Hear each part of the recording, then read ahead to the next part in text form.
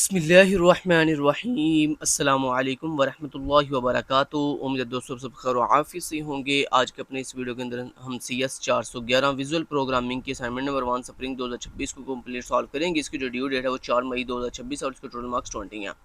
अगर आपने ये असाइनमेंट हमसे पेड में करवानी हो तो इसके लिए आप ड्यू डेट से पहले पहले जो है वो मुझसे या मेरी टीम मेंबर से कॉन्टैक्ट कर सकते हैं।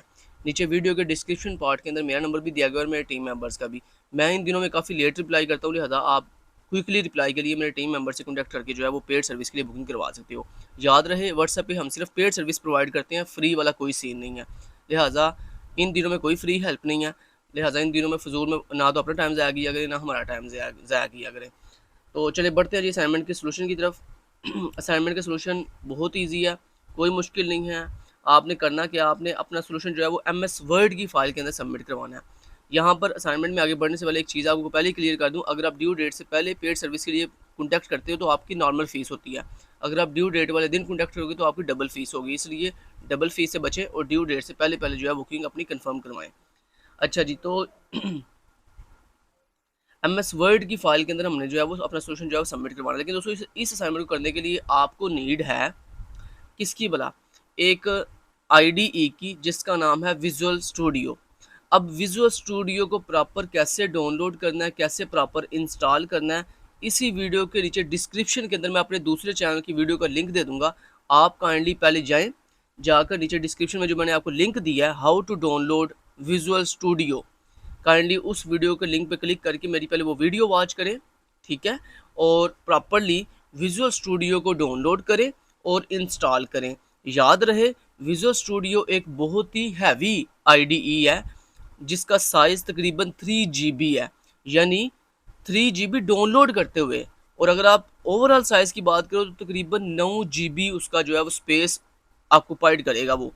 यहाँ पे मैं आपको पहली दो चीज़ें क्लियर कर दूँ।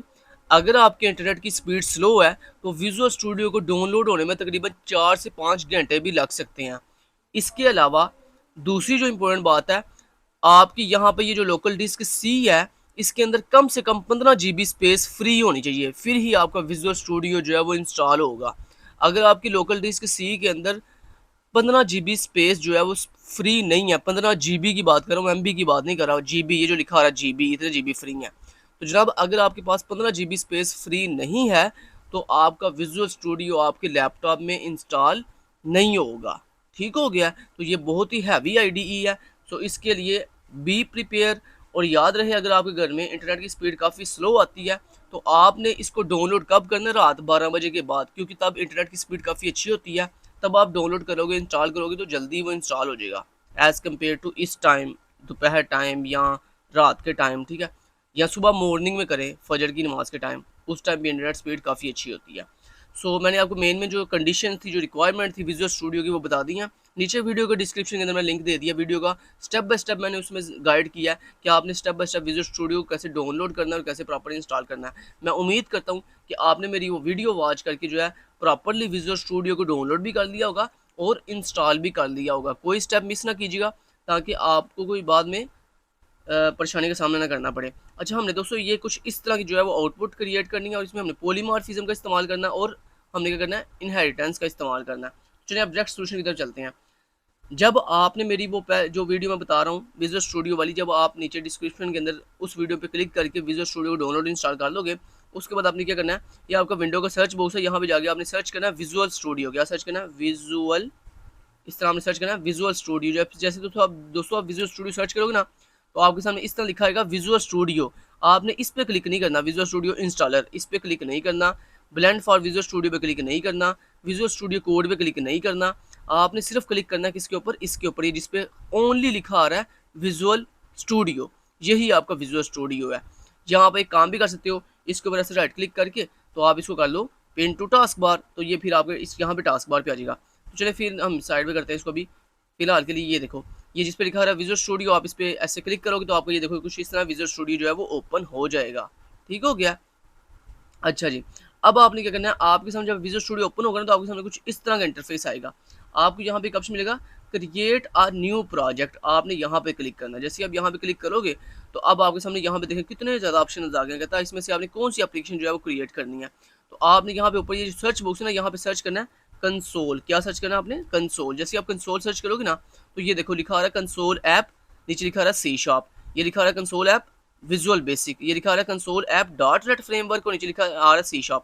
तो दोस्तों ये जो ऑप्शन है ना, जहाँ पे लिखा आ रहा है कंसोल ऐप, आगे डॉट नेट फ्रेमवर्क और नीचे लिखा आ रहा है सी शार्प, आपने इस पे क्लिक करना है। इस पे क्लिक नहीं करना जिस पे लिखा आ रहा है console app dot net framework, नीचे लिखा आ रहा है विजुअल बेसिक। विजुअल बेसिक पे क्लिक नहीं करना, बल्कि जो ऊपर वाला ऑप्शन है ना, console app dot net framework और सी शार्प, इस पे आपने ऐसे क्लिक करना है। और याद रहे ये सारे ऑप्शन आपको तब दिखाई अवेलेबल होंगे जब आपने जो मैंने विजुअल स्टूडियो को डाउनलोड करने वाली वीडियो का लिंक अपना दिया हुआ है नीचे वीडियो के डिस्क्रिप्शन में, जब उसको सही से फॉलो करोगे। उसमें मैंने जो जो चीज़ें इंस्टॉल करने के लिए बोली हैं आपने सारी इंस्टॉल करनी है। अगर आप उनमें से कोई भी चीज़ मिस कर दोगे तो आपकी फिर ये ऑप्शन जो है वो मिस हो जाएंगी, इनमें से बहुत सी ऑप्शन आपको अवेलेबल नहीं होंगी। तो ये गलती आपने नहीं करनी। अच्छा जी, console app dot net framework, नीचे ये जो सी शार्प दिखा रहा है इसको हम ऐसे क्लिक करेंगे। क्लिक करने के बाद आपने सिंपली यहाँ पे नीचे नेक्स्ट पे क्लिक कर देना है। जैसे हम नेक्स्ट करोगे तो अब ये आपसे पूछेगा हाँ जी आपने अपने प्रोवाइडर का क्या नाम रखना है, तो आप यहाँ पे नाम अपना कुछ भी रख सकते हो। आप अपना नाम यहाँ पे नाम वो रख लो जो आपकी व्यू आईडी है, या आप यहाँ पे नाम रख लो CS411, कुछ भी नाम रख सकते हो। लेट्स मैं नाम रख लेता हूँ CS411_1_S26 नाम रख लिया। उसके बाद दोस्तों यहाँ पे ना आपसे लोकेशन पूछेगा कि आपने ये जो प्रोवाइडर बनाने लगे ये कहाँ पे सेव करना है, तो आपने यहाँ पे ना ये 3 डॉट्स पे क्लिक करना है। क्लिक करने के बाद यहाँ पर आपने इसको बता देना कि आपने कहाँ सेव करना है। तो मान लो आप यहाँ पे डॉक्यूमेंट्स पे क्लिक करना है। जैसे आप डॉक्यूमेंट्स पे क्लिक करोगे ना, तो ये ऑटोमेटिक समझ गया कि अच्छा आपने डॉक्यूमेंट्स फोल्डर के अंदर अपना जाके अपना पूरे का पूरा प्रोवाइडर जो है वो क्रिएट करना है। क्योंकि अगर आप ये डॉक्यूमेंट्स फोल्डर या कोई और फोल्डर अपनी मर्जी का सेलेक्ट नहीं ना करोगे तो फिर ये अपनी अपनी मर्जी से कहीं भी सेव कर देगा आपका प्रोवाइडर। लेकिन याद रहे आपने लोकेशन इसको बता देनी है। और एक और बात इंपॉर्टेंट याद बता दूं, जब आप एक दफ़ा इसको लोकेशन बता देते हो ना, फिर ये नेक्स्ट टाइम बार बार आपसे लोकेशन नहीं पूछता, फिर ये नेक्स्ट टाइम उस लोकेशन को याद रखता है। तो हमने बस एक दफ़ा इसको लोकेशन बतानी है। तो यहाँ पे मैंने कहा डॉक्यूमेंट्स में इसको सेव कर देना, इस प्रोवाइडर को। डॉक्यूमेंट्स पे क्लिक करने के बाद सिंपली आपने यहाँ पे सेलेक्ट फोल्डर पे क्लिक कर देना। तो ये देखें इसने डॉक्यूमेंट्स को चूज़ कर दिया। उसके बाद यहाँ पे ना एक इस तरह लिखा आ रहा होगा place solution and project in the same directory, आपने इसके ऊपर ऐसे टिक कर देना है। ये अनटिक्ड होगा ऐसे, आपने इसके ऊपर ऐसे एक दफ़ा टिक करना है। ये टिक जैसी हो जाएगा ना तो उसके बाद आपका काम खत्म, ठीक है। तो उसके बाद आपने सिंपली जो है नेक्स्ट टाइम ना तो आपको लोकेशन बतानी पड़ेगी, ना आपको यहाँ पे टिक लगाना पड़ेगा। नेक्स्ट टाइम आपको सिर्फ यहाँ पे प्रोवाइडर का नेम हर दफ़ा बताना पड़ेगा नेक्स्ट टाइम अगर आपने कभी भी प्रोवाइडर क्रिएट करना होगा, ठीक है। अब यहाँ पे क्रिएट के बटन पे दोस्तों आपने क्लिक कर देना, तो आपका जो प्रोवाइडर है वो क्रिएट होने लगा है। ये देखिए आपका प्रोवाइडर क्रिएट हो गया। अब आपने क्या करना है वो आपको बताता हूँ। अच्छा, जब आपका प्रोवाइडर इस तरह से क्रिएट हो जाएगा ना, अब जनाब आपने ये करना है कि यहाँ से आपने ये पूरा कोड ऐसे सिलेक्ट करना है। सिलेक्ट करने के बाद बैक स्पेस के साथ इसको डिलीट कर देना, पूरे कोड को डिलीट कर दिया। आप Ctrl+S से फाइल को सेव कर लें, ठीक हो गया। चलें जी, अब आप सोच रहे होगे लो ये क्या किया तुमने, सारा कोड रिमूव कर दिया। तो कोई बात नहीं, अब मैं बताता हूँ आपको यहाँ पे आपने कौन सा कोड लिखना है। जब आप इस तरह से अपना जो पहले से कोड लिखा हुआ था जब उसको इस तरह से डेल कर दोगे, रिमूव कर दोगे ना, अब आपने जनाब ये वाला कोड यहाँ पे लिखना है। ये लो ये कोड मैंने पूरा यहाँ पे पेस्ट कर दिया। ये लो ये कोड लिखना आपने, मैं कोड आपको स्टेप बाय स्टेप दिखा देता हूँ। तो यहाँ पे मैं इसको थोड़ा सा फ़ॉन्ट साइज़ भी और इंक्रीज़ कर देता हूँ ताकि आपको अच्छे से दिखाई दे सके। लो जी, अब इसको जल्दी जल्दी नोट कर लो। सबसे पहले ये देखो, मैं साथ साथ बताता जाता हूँ आपको, आप जल्दी जल्दी इसको नोट करते जाओ। तो सबसे पहले लाइन वीडियो पॉज करो, लाइन नंबर 1 से लेकर लाइन नंबर 15 तक, यहाँ तक जल्दी जल्दी कोड नोट कर लो। सबसे पहले लिखा हुआ है यूजिंग सिस्टम, सिस्टम का S कैपिटल है, उसके बाद सेमीकोलन है। अच्छा, ये जो लिखा आ रहा है ना, लिखा आ रहा था ना 6 रेफरेंसेज, 0 रेफरेंसेज और 0 रेफरेंसेज, जनाब आपने ये नहीं लिखना, ये विजुअल स्टूडियो खुद ही लिख लेता है। ये आपको लिखने की ज़रूरत नहीं है, ये आपके लिए नहीं है, आपने बस ये कोड लिखना है। तो ये जो लिखा है ना रेफरेंसेस, ये आपने नहीं लिखने, ये ना ये लिखने बैठ जाओ, ये आपके नहीं है, ये विजुअल स्टूडियो खुद ही लिख लेता है। ये उसका अपना कुछ हिसाब है, वो बेसिकली वो बताता है कि मतलब ये वाली चीज़ कहाँ कहाँ किस के साथ लिंक हुई है, किसके साथ इसका रेफरेंस है, बेसिकली वो ये बता रहा होता है, ठीक है। बाकी आपने ये नहीं लिखना, ये उसका खुद अपना कोई हिसाब है, तो आप इसको छोड़ दो। अच्छा, आपने यूजिंग सिस्टम लिख दिया, उसके बाद आपने लिखना है क्लास प्रोडक्ट्स, उसके बाद ये आपकी बेसिकली बेस क्लास है। ये प्रोडक्ट्स कौन सी क्लास है आपकी? बेस क्लास, यानी आपकी पेरेंट क्लास है। उसके बाद ये आपने बॉडी ओपन की और यहाँ पे लिखा प्रोटेक्टेड स्ट्रिंग p_name, ये बेसिकली आप वेरिएबल बनाने लगे हो अपनी बेस यानी पेरेंट क्लास के अंदर प्रोटेक्टेड एक्सेस स्पेसिफायर के साथ, ठीक है। स्ट्रिंग और p नेम, प्रोटेक्टेड का मतलब क्या होता है? प्रोटेक्टेड दोस्तों एक ऐसा वेरिएबल होता है प्रोटेक्टेड एक्सेस स्पेसिफायर वाला कि जिसमें क्या होता है कि वो वेरिएबल आपकी सिर्फ पेरेंट क्लास यूज़ कर सकती है या आपकी चाइल्ड क्लास यूज़ कर सकती है। पेरेंट और चाइल्ड के अलावा कोई अदर क्लास जो है वो इसको एक्सेस नहीं कर सकती, ये मतलब होता है प्रोटेक्टेड का।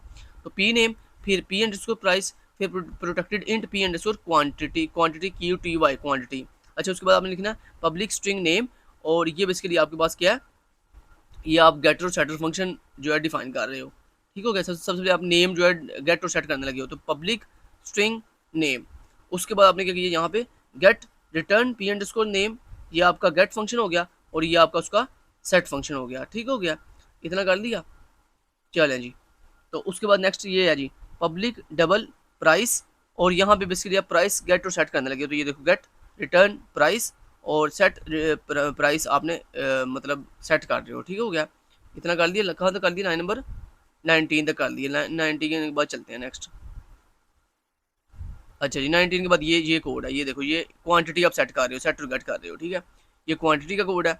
उसके बाद ये प्रोडक्ट फंक्शन का जो है क्या है, ये उसका ये सॉरी प्रोडक्ट क्लास का ये कंस्ट्रक्टर है, डिफ़ॉल्ट कंस्ट्रक्टर, जिसमें आप नेम को एम्प्टी सेट कर रहे हो, प्राइस को और क्वांटिटी को 0 सेट कर रहे हो। ठीक होगा, इतना कर लिया वीडियो पॉज करके। अब नेक्स्ट दिखाता हूँ नेक्स्ट कोड कौन सा है। ये लो जी, नेक्स्ट कोड आपका जनाब ये वाला है। ये लो, ये पब्लिक वर्चुअल वाइड डिस्प्ले, ये बेसिकली आपने एक वर्चुअल फंक्शन बना रहे हो डिस्प्ले नाम का, जिसको आप यूज़ करोगे अपनी चाइल्ड क्लासेस के अंदर। ठीक हो गया, तो ये आपने ऐसे लिखना है, console right line product name और आगे प्लस। ये प्लस बेसिकली कॉन्कैटिनेशन के लिए यूज़ होता है, पी अंडरस्कोर नेम। तो जल्दी जल्दी चलो कोड लिख लो। ठीक है, और ये मैं साथ साथ बस मेन चीज़ बताता हूँ। ये बेसिकली आपका वर्चुअल फंक्शन है जो आपकी चाइल्ड क्लासेस में यूज़ होगा, डिस्प्ले फंक्शन। तो वीडियो पॉज करो, जल्दी जल्दी ये कोड नोट कर लो। ठीक है, तो यहाँ पर ये फंक्शन क्लोज हो रहा है, उसके बाद ये आपकी main class parent class close हो रही है, उसकी क्लोजिंग पैरेंथेसिस लगी हुई हैं। उसके बाद नेक्स्ट आपकी ये क्या है, ये आपकी फर्स्ट चाइल्ड क्लास है, क्लास इलेक्ट्रॉनिक्स। जैसे मिसाल ने बोला था कि पहली हमारी चाइल्ड क्लास कौन सी है, इलेक्ट्रॉनिक्स की। और उसमें ये बेसिकली लिंक कहाँ से हो रही है, अपनी पेरेंट क्लास से। ये प्रोवाइड्स उसकी पेरेंट क्लास है, और ये कॉलन हम क्यों लगाते हैं, इनहेरिटेंस करने के लिए, कि ये हमारी चाइल्ड क्लास है, ये हमारी पेरेंट क्लास है। और उसके बाद int private int warranty basically यहाँ पे वेरिएबल है। उसके बाद ये पब्लिक इलेक्ट्रॉनिक्स, ये बेसिकली हमारे पास पैरामीटराइज कंस्ट्रक्टर है। ठीक है, इस इलेक्ट्रॉनिक क्लास का। तो ये इसको जल्दी जल्दी नोट कर लो। अच्छा जी, लिख लिया कोड इतना। नेक्स्ट कोड दिखा देता हूँ आपको। नेक्स्ट कोड ये है आपका, यहाँ तक ये क्लास आपकी मुकम्मल हो रही है। ये ओवरराइड कर रहे हो आप अपने डिस्प्ले फंक्शन को। ठीक है, तो ये आपका डिस्प्ले फंक्शन है जो ऊपर आपने पेरेंट क्लास में बनाया था, उसको आप यहाँ पर ओवरराइड कर रहे हो, मतलब यूज़ कर रहे हो दोबारा से यहाँ पे। ठीक है, कर लिया इतना जी। ये आपका कोड आपने इतना उम्मीद है लिख लिया होगा। नेक्स्ट आपकी क्लॉथिंग क्लास स्टार्ट हो गई है। ओके, क्लॉथिंग क्लास स्टार्ट हो गई है आपकी। बेसिकली सेकंड ड्राइव क्लास है, ये सेकंड चाइल्ड क्लास है, जो कि पेरेंट क्लास की, इस प्रोडक्ट क्लास की सेकंड चाइल्ड क्लास है। इसमें ये साइज नाम का वेरिएबल है। फिर ये क्लॉथिंग जो है इसका पैरामीटराइज कंस्ट्रक्टर है। ठीक है, उम्मीद है आपने वीडियो पॉज करके इतना कोड कर लिया होगा। नेक्स्ट लाइन नंबर 75 के बाद चलते हैं। नेक्स्ट 75 के बाद ये कोड है, जो अगेन डिस्प्ले कोड आ गया, डिस्प्ले फंक्शन आ गया, जिसको आप ओवरराइड कर रहे हो। और यहाँ तक ये आपकी क्लास जो है वो कंप्लीट हो गई है। ठीक हो गया, इतना कर लिया वीडियो पॉज करके। अच्छा जी, नेक्स्ट आपको आपकी मेन क्लास आ गई है, प्रोग्राम नाम की क्लास। ठीक है, ये देखो ये आपकी प्रोग्राम क्लास आ गई है, ये जिसमें क्लास प्रोग्राम है, यहाँ से क्लास स्टार्ट हो रही है। उसके बाद ये आपका स्टैटिक वाइड मेन फंक्शन आ गया। उसमें ये प्रोडक्ट पी जो है वो आपकी पेरेंट क्लास का वो है, ऑब्जेक्ट है। उसके बाद आपने कहा P equal to new electronics, जिसमें आपने ये वैल्यू पास की, एयर कंडीशनर 70,000 उसकी प्राइस है, 25 उसकी क्वांटिटी है और 5 उसकी वारंटी है, 5 ईयर्स। पी डॉट डिस्प्ले उसके फंक्शन को आपने कॉल किया। उसके बाद आपने लिखा कंसोल डॉट राइट लाइन। फिर उसके बाद आपने लिखा P equal to new clothing class के अंदर आपने लिखा शर्ट 1200 उसकी प्राइस है, 45 आपकी उसके पास क्वांटिटी और 35.5 ईयर जो है आपने उसकी वारंटी दे दी है, ये मंथ शायद। उसके बाद P dot display function call किया। उसके बाद console dot read line basically compiler को स्टे करवाने के लिए। और उसके बाद ये आपके मेन की बॉडी क्लोज हो गई है, और ये आपकी मेन जो मेन क्लास है प्रोग्राम, उसकी बॉडी ये क्लोज हो रही है लाइन नंबर 22 के ऊपर। ये देखो, सॉरी 102 के ऊपर। ठीक है, यहाँ तक क्लियर होगी बात। तो उम्मीद आपने सारा कोड लिख लिया होगा। एक दफ़ा फिर दोबारा कोड दिखा देता हूँ ताकि आपको कोई इशू ना हो बाद में। जल्दी जल्दी कोड नोट कर लो। अब 1 से लेकर 15 तक कर लिया कोड नोट, 15 तक। नेक्स्ट 15 के बाद ये कोड है, 15 से लेकर 29 तक, इसको नोट कर लो। 29 तक कर लिया। 29 के बाद ये कोड है, 29 के बाद। अच्छा जी, ऐसे कर लेते हैं, जल्दी जल्दी हो जाएगा। अच्छा जी, 29 से लेकर 45 तक जो कोड दिखाया जा रहा है, इसको फटाफट से नोट कर लें। ये भी कर दिया। अच्छा जी, 45 तक कर लिया। 45 के बाद ये कोड है, लाइन नंबर 45 से लेकर 61 तक, 61। ये लो, 46 से लेकर 62 तक जो कोड है ये नोट कर लो। कर दिया जी। इतना कोड नोट कर लिया। नेक्स्ट आपका ये कोड है क्लॉथिंग क्लास वाला, 64 से लेकर 79 तक, इसको फटाफट से नोट कर लो। कर दिया जी इसको भी। 79 के बाद नेक्स्ट चलते हैं, 79 से लेकर 93 तक, इसको नोट करो। ठीक है जी, ये भी कोड कर लिया आपने नोट। कहाँ तक? 93 तक। 93 के बाद ये 93 से लेकर 102 तक ये कोड है। लो जी, आपने कोड सारा नोट कर लिया। अब मैं आपको इसको रन करके दिखाता हूँ। ये लो जी, ये रन किया इसको, और ये देखो जनाब same as it is output वैसे डिस्प्ले हो रही है जैसे हमें सर ने बोला था। ये देखो सबसे पहले call electronic class version of display, call clothing class version of display. ठीक है जी, ये अब इसको आप करो मिनिमाइज थोड़ी देर के लिए। अब आपने सबमिट कैसे करवाना है इसको वो बता देता हूँ। आप इसको मिनिमाइज करो। अब आपने यहाँ पे दोस्तों एक MS वर्ड की फाइल बनानी है इस तरह से। MS वर्ड की ना एक न्यू फाइल बनानी है इस तरह से आपने। ठीक है, ब्लैंक डॉक्यूमेंट पे क्लिक करो और यहाँ पर इसको जूम आउट कर लेते हैं। अच्छा जी, ओके, यहाँ पर इसको थोड़ा साइज़ इंक्रीज़ कर लो, बोल्ड कर लो। यहाँ पे आपने हेडिंग देनी है क्या बोला, C# कोड। ठीक है, और उसके बाद आपने हेडिंग देनी है आउटपुट स्क्रीनशॉट। ठीक है, ऐसे आपने हेडिंग दे दी। अब आपने क्या करना है, यहाँ पर बोल्ड ख़त्म कर दें, इसको जूम आउट कर दें। यहाँ पर आकर इसका भी बोल्ड ख़त्म करके इसको भी जूम आउट कर दें। चलें जी, अब यहाँ पर आपने इसको सेव कर लेना आप। ठीक है, जहाँ पे भी आपने सेव करना है। चलो ब्राउज कर लेते हैं, इसको सेव कर लेते हैं। चलो डेस्कटॉप पे सेव कर लेते हैं, इसको इसी नाम से सेव कर लेते हैं, सेव सी नाम से। ठीक है, अब आपने क्या करना है दोस्तों, ये जो C# कोड आपने हेडिंग दी है ना MS वर्ड में, इसके नीचे आपने ये पूरा कोड पेस्ट करना है। कौन सा कोड? ये जो कोड है, यहाँ पर Ctrl+A से सिलेक्ट ऑल करें, Ctrl+C से इसको कॉपी करें। कॉपी करने के बाद MS वर्ड की फाइल में आए, फाइल में आगे इसके नीचे Ctrl+V से पेस्ट कर दें। लो जी, आपका पूरा कोड पेस्ट हो गया। अब आपने यहाँ पे आउटपुट स्क्रीनशॉट के नीचे स्क्रीनशॉट लगाना है। कौन सा स्क्रीनशॉट? ये वाला स्क्रीनशॉट। ये स्क्रीनशॉट कैसे आपने लेना, उसके लिए आप विंडो की सर्च बॉक्स में जाके सर्च करो snipping tool. Snipping tool open करके यहाँ पे न्यू पे क्लिक करो और इस तरह से आप इसका ले लो स्क्रीनशॉट।